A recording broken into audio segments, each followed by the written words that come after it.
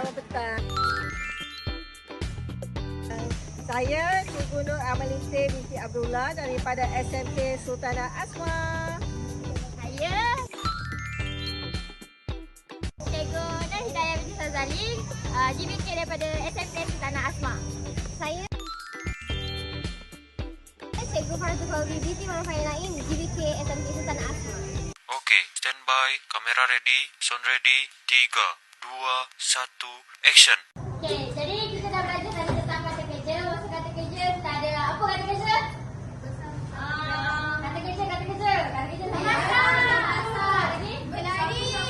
Sampah. Baca tiga dan sebagainya. So, sekarang cikgu ada soalan di mana cikgu nak korang senaraikan berapa banyak kata kerja yang awak tahu. Boleh? Boleh. So, cikgu tak nak pilih, cikgu tak nak volunteer, cikgu nak pilih someone. Jadi cikgu nak pilih Hana lah. Cikgu tak faham pun. Buat apa nak tanya saya? Tulisan cikgu tu buruk pun. Cikgu nak minta awak jawab je. Buat apa? Sebab tadi kan kita dah belajar kan. Jadi cikgu nak recap awak faham ke tak apa yang cikgu ajar. Nak cakap macam tu kat cikgu. Cikgu nak minta awak jawab je. Senaraikan kata kerja tak. Tak guna pun nak hidup. Cikgu tak mau jawab lah.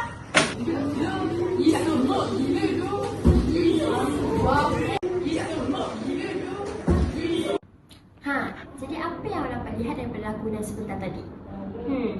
Ini sebab dunia kini semakin bercabar. Jadi anak-anak murid ataupun generasi zaman sekarang ini mereka dah kurang menghormati seorang guru. Jadi di sini kami akan melaksanakan satu amalan iaitu amalan baik membentuk jiwa. Bagus. Terima kasih cikgu. Terima kasih cikgu. Minta ampun, minta restu. Doakan kami cikgu, kami sayang cikgu. Inovasi ini diwujudkan bagi menerapkan budaya menghormati guru, memupuk nilai kasih sayang serta membentuk sasiah murid yang lebih beradab dan menghargai pengorbanan seorang pendidik. Pada masa kini, terdapat segelintir murid yang semakin kurang menunjukkan penghormatan terhadap guru, sama ada dari segi percakapan, tingkah laku maupun adab ketika berada di sekolah. Oleh itu, kami mengambil inisiatif untuk memperkenalkan satu amalan baik yang ringkas tapi memberi kesan yang besar kepada emosi, hubungan dan budaya sekolah. Melalui amalan ini, murid akan menyampaikan nyanyian penghargaan kepada guru sebagai simbol rasa hormat, ucapan terima kasih serta permohonan maaf dan restu juga diucapkan kepada guru. Objektif utama inovasi ini adalah untuk meningkatkan rasa hormat murid terhadap guru, membentuk budaya sekolah yang positif, mengukuhkan hubungan antara guru dan murid serta melahirkan generasi yang bukan sahaja cemerlang dalam akademik tetapi juga tinggi nilai adab dan kemanusiaannya. Inovasi amalan baik ini memberikan impak yang sangat positif kepada murid, guru dan sekolah secara keseluruhannya. Dengan menaiki nyanyian terima kasih cikgu, minta ampun, minta restu, murid menjadi lebih menghormati guru, lebih menjaga adab serta lebih menghargai pengorbanan seorang pendidik.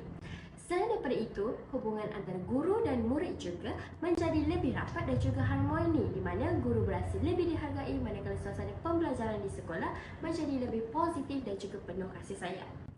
Waris juga turut melihat perubahan positif pada anak-anak mereka dari segi tingkah laku, adab dan rasa hormat terhadap orang yang lebih tua. Secara keseluruhannya, inovasi ini ataupun amalan ini berjaya memupuk dan juga membentuk budaya sekolah yang lebih beradab, harmoni dan juga penuh nilai kemanusiaan dalam melahirkan generasi yang berilmu serta berakhlak mulia.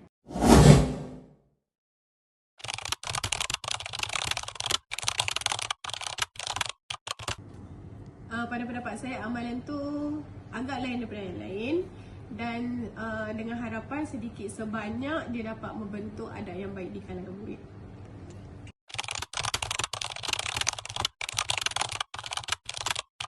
Saya rasa kita dapat tunjukkan bahawa kita hargai cikgu.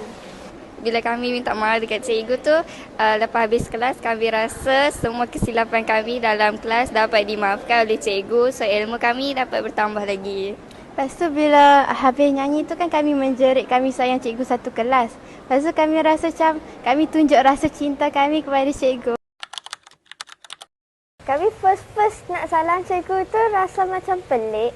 first macam takut sikit nak salam cikgu. So kami macam after salam kami baru perasan yang salaman tu macam hormat cikgu. Kami rasa macam gembira sangat masa nak salam cikgu tu.